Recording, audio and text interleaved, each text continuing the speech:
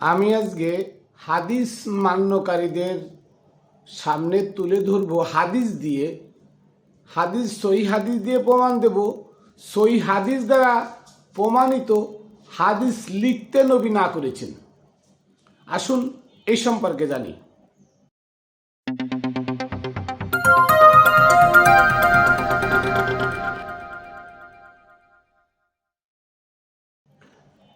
বিসমিল্লাহির রহমানির রহিম। আসসালাতু ওয়াসসালামু আলা সাইয়্যিদিল মুরসালিন ওয়া আলিহি আজমাইন। প্রিয় বন্ধুরা, দেশে দূরে যারা যেখানে আছেন সকলকে জানাই খাতুনে জান্নাত টিভি ইউটিউব চ্যানেল ও ফেসবুক পেজের পক্ষ থেকে আমি মাইনুল কবির শুভেচ্ছা ও অভিনন্দন। সর্বপ্রথম আমি আমার সালাম ও কদম বসি পাক পাঞ্জাতুনের পাক দরবারে, সমস্ত অলিয়া উলিয়া গাউস কুতুবের পাক দরবারে, পাক চরণে এবং আমার গুরু হজরতে মানিক চাঁদ শাহ মাদ্দাজিল্লুল্লাহ আলিয়া আমার দয়ালের পাক চরণে। আজকে আলোচনা করব আমি যে আল্লাহর নবী সাল্লাল্লাহু আলাইহি ওয়াসাল্লাম উনি হাদিস লিখতে না করেছেন।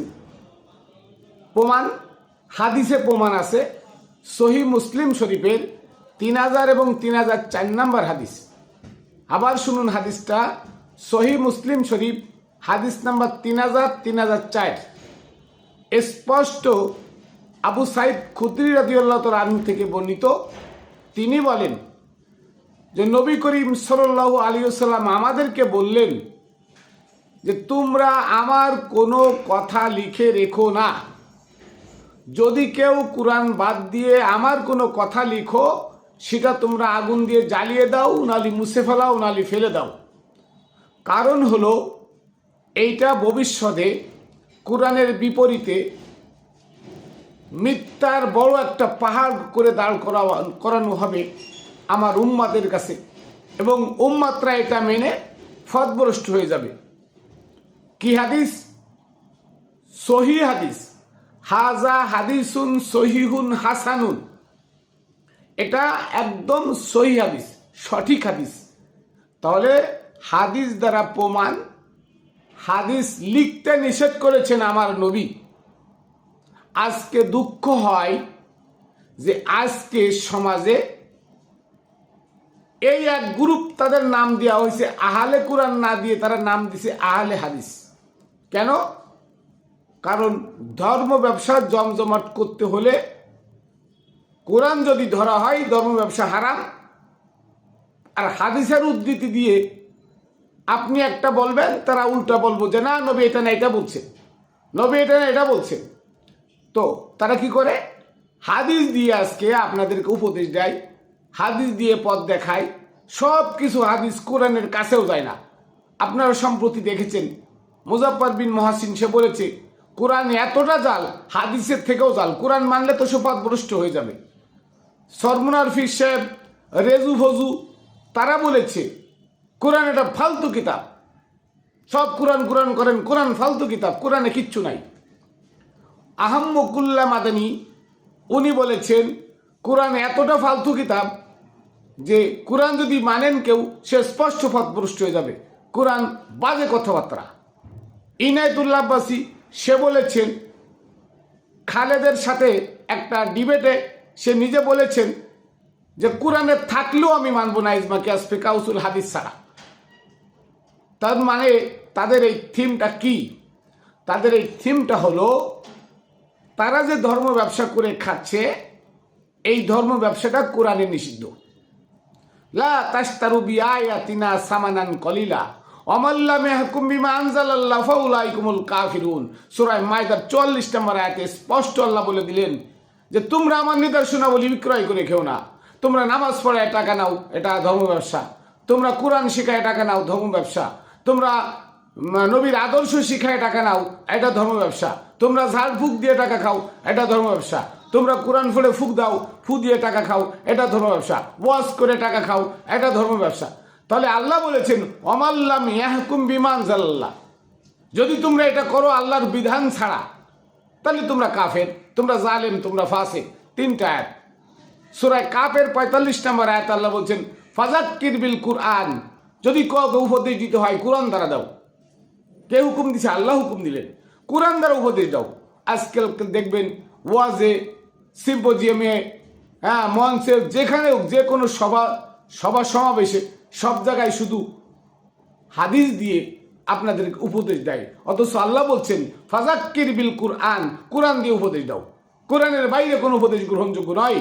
তাহলে আজকে দেখা গেল যারা আজকে আহলে হাদিস নাম দিছে তারা কোরআন বিরোধী।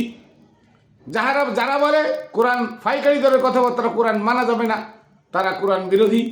যারা বলে কোরআনে থাকলেও মানব না, সেও কোরআন বিরোধী, নবী বিরোধী, রসুল বিরোধী, আহলে বায়াত বিরোধী। তাহলে হাদিস দ্বারা হাদিস মানা যাবে না, হাদিস দ্বারা প্রমাণ, হাদিস দ্বারা প্রমাণ। হাদিস লিখতে নিষেধ করেছেন, তাহলে উসমান কেন হাদিস লিখলো না? ওমরের আমলে আবু সাইদ খুদরিকে কেন 2 বছরের জেল দেওয়া হয়েছিল হাদিস বর্ণনা করার জন্য? আবু সাইদ খুদরি যেখানে সেখানে নবীর নামে হাদিস বানায় বলতো, তাই আবু সাইদ খুদরিকে 2 বছরের জেল দিল ওমর। কেন দিল? ওমরের আমলে অনেক অনেক হাদিস, মিথ্যা হাদিস প্রচারকারীদেরকে সাজা দেওয়া হয়েছে। উসমানের আমলে হাদিস হইল না কেন? মাওলা আলীর আমলে হাদিস আসলো না? মুয়াবিয়া হাদিস লিখে গেল আবু সাইদ খুদরিরে দিয়ে, আবু হুরায়রা দিয়ে, এবং আয়েশার নামে 40,000 হাদিস লিখে মুয়াবিয়া পাণ্ডুলিপি করে গেছে। সেই পাণ্ডুলিপি জার্মানের জাদুঘরে এখনো আছে। এবং এই সিয়াসিত্তার 6 ইমাম, আপনারা বলেন নবীর কবরে যে শুয়ে বসে নবী কি দিয়ে শুরু করব? ইন্নামাল আমালু বিন্নিয়াত দিয়ে শুরু করো, নাউজুবিল্লাহি মিন জালিক। এগুলো সব বানোয়াট, মিথ্যা এবং ভুয়া কথা। 300 বছর পরে কখনো হাদিস সংগ্রহ করা সম্ভব নয়। হাদিস সংগৃহীত ছিল কে করেছে? মুয়াবিয়া করেছে। 3 খলিফাকে বাঁচানোর জন্য মুয়াবিয়া নিচে বাঁচানোর জন্য, নিজে বাঁচার জন্য, আমিরে মুয়াবিয়া সাজার জন্য এই হাদিসগুলো মুয়াবিয়া আবু হুরায়রা থেকে এবং আবু সাইদ খুদরিদের দিয়ে এই হাদিসগুলো লেখায় জার্মানের জাদুঘরে এখনো 7 মণ ওজনের একটা হাদিস আছে। জার্মানের জাদুঘরে যায় দেখবেন, এখান থেকে বই সিয়াসিত্তার ইমামরা লিখে আনে নিজেদের নামে হাদিস ছাপায় ক্রেডিট নিছে। কিন্তু এই হাদিসেই আছে হাদিস লেখা নিষেধ, নবী নিষেধ করেছেন। তাহলে এখন আসেন যে সেই হাদিস নিয়ে আপনারা কোন বড়াই করেন? নবীর ওফাতের 300 বছর পরে হাদিস মার্কেটে আইল। হাদিস আনলো কে? কারা আনছে হাদিস? এই হাদিস সর্বপ্রথম ইরান থেকে, আজকে ইরানরে ফতোয়া দেন কাফের, এই ইরান সংগ্রহ করে হাদিস আপনাদের কাছে দিছে। কেন? ওই ইমাম মাহাদির নাটক এই হাদিসের মধ্যে আছে। আবু দাউদ শরীফের 31 অধ্যায় 4230 নম্বর হাদিসে ইমাম মাহাদি প্রসঙ্গে একটা হাদিস আছে, জাল হাদিস।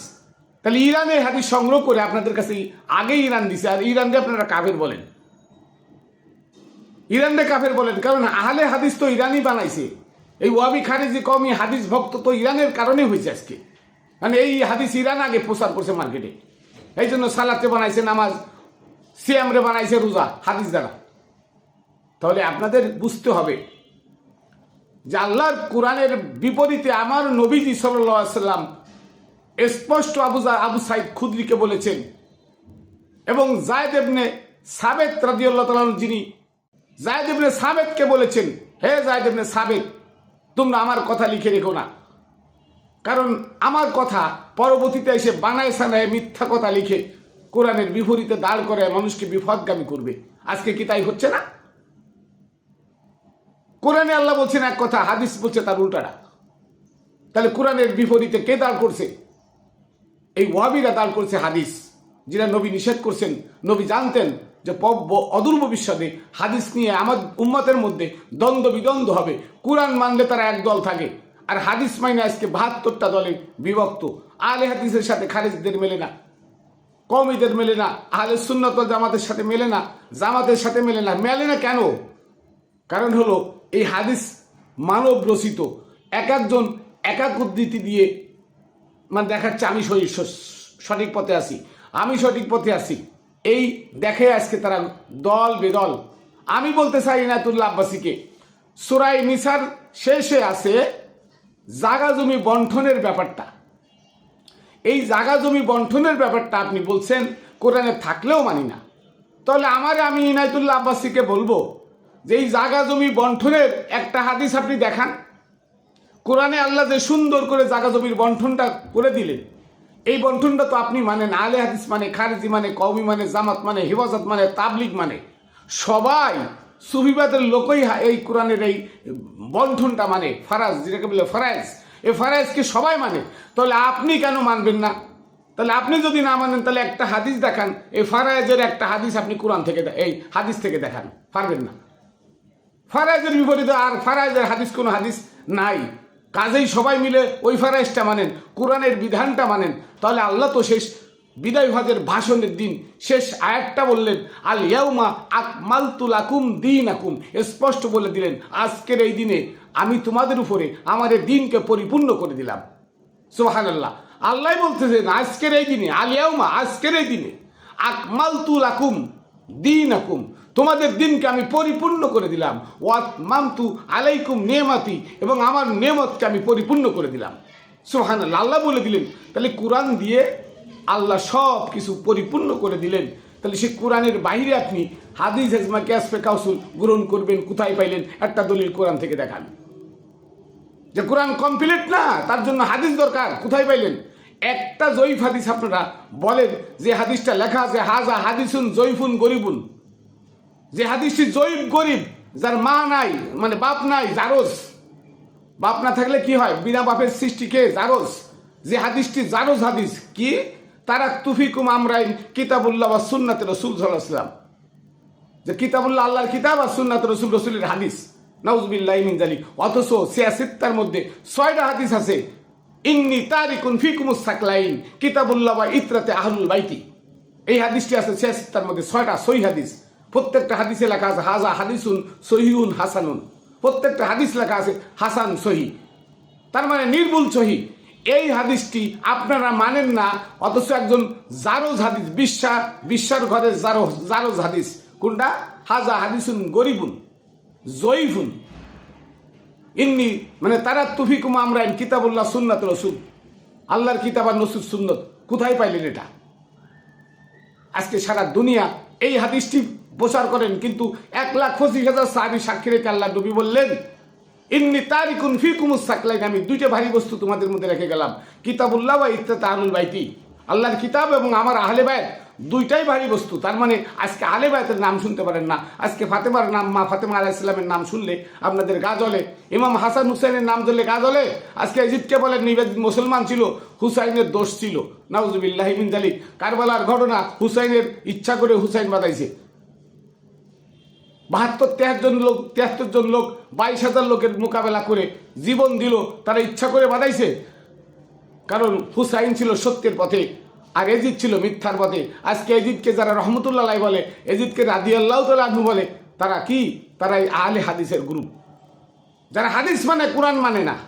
তাহলে বোঝা গেল সহিহ হাদিস থাকতে আপনারা হাদিস মানেন। সহিহ হাদিসে লেখা আছে, আপনারা পড়ে দেখবেন, মুসলিম শরীফ, সহিহ মুসলিম শরীফ 3000 এবং 3004 নম্বর হাদিস পড়ে দেখবেন যে আবু সাইদ খুদরি রাদিয়াল্লাহু তাআলা থেকে বর্ণিত, তিনি বলেন নবী করিম সাল্লাল্লাহু আলাইহি ওয়াসাল্লাম বলেছেন, তোমরা আমার কথা লিখো না, কোরআন ছাড়া অন্য কিছু লিখলে আমার কথা তোমরা লিখে সেটা মুছে ফেলাও, ফুরাই দাও। এর থেকে সহিহ হাদিস পাওয়ার পরও কেন আজকে হাদিস নিয়ে আপনারা লাফালাফি? ইজমা কিয়াস ফিকহ কাউসুল, এরা মানব রচিত, এগুলো নিয়ে কেন লাফালাফি?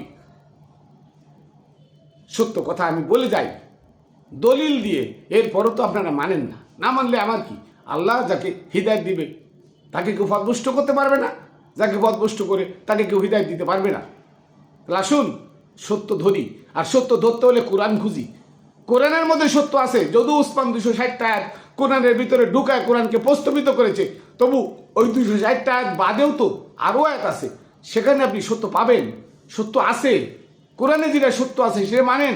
এই নামাজ, রোজা, হজ, যাকাত, কুরবানি ওমর আবু বকর থেকে চালু, এগুলো কোরআনের একটাও না, এই জন্য কোরআনের লগে মেলে না। জাগা জমি বন্টন, এটা কোরআনে আছে, কোরআনে মেলে, সেটা আপনারা তো সবাই মানেন। তাহলে বোঝা গেল যে পরিপূর্ণ বিধান কোরআন, কোরআনের বাইরে কোনো কিছু গ্রহণযোগ্য নয়। যে গ্রহণ করবে সে কাফের, সে জালেম, সে ফাসেক। সূরা মাইদা 44, 45, 47 নম্বর আয়াত। আসুন আমরা সত্য খুঁজি, সত্য আঁকড়ে ধরি, সত্যের পথে চলি, তাহলে আমরা ইহকাল পরকাল মুক্তি পাবো। আলার মধ্যে আছে কদ আফলাহা মান তাযাক্কা ওয়া যাকারা ইসমা রাব্বি ফাসাল্লা, যে ব্যক্তি আত্মশুদ্ধি লাভ করবে ওই ব্যক্তি মুক্তি পাবে। আর আত্মশুদ্ধি লাভ করার জন্য আল্লাহ বলে দিলেন ওয়া যাকারা ইসমা রাব্বিহি ফাসাল্লা, যে ব্যক্তি তার গুরুর নাম জিকির করবে ওই ব্যক্তিই মুসাল্লি। 5 ওয়াক্ত নামাজ পড়লে তাকে মুসাল্লি বলে না, গুরুর নাম জিকির করলে তাকে মুসাল্লি বলে। এই জন্য আসুন সৎপথ আমরা বেছে নিই কোরআন থেকে। কোরআন গাইডলাইন, এ কোরআন মুর্দা কোরআন, এ কোরআন থেকে আপনি জিন্দা কোরআন খোঁজেন।